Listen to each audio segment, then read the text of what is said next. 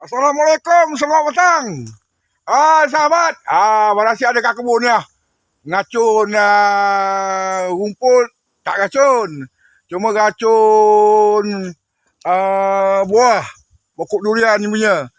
Sana-sana tu kan, ni sebelah-sebelah ni durian kan. Paksa buah punya.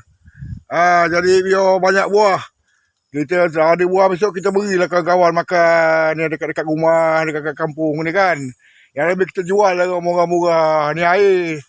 Tong air punya untuk racun-racun ni kan. Terima kasih sahabat yang mana follow, yang mana like video Abang Rashid.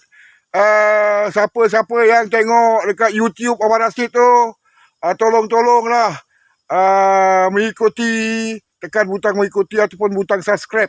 Sama-sama je tu. Subscribe dengan mengikuti tu sama je. Support Abang Rashid sikit Okay, terima kasih ya semua sekali. Semoga dirahmati Allah kawan-kawan semua. Ni dia. Sebelah sini semua dia kahwin. Ni semua dia kahwin ni.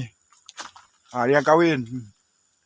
Sampailah sana tu Dia kahwin semua tu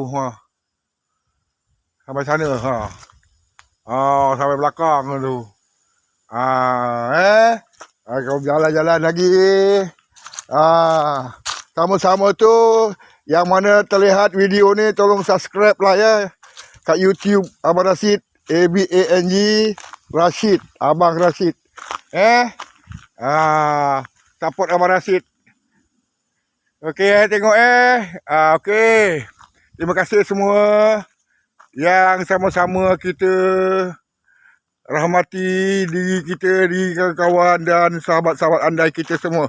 Terima kasih yang bersahabat dengan Abang Rashid. Terima kasih yang subscribe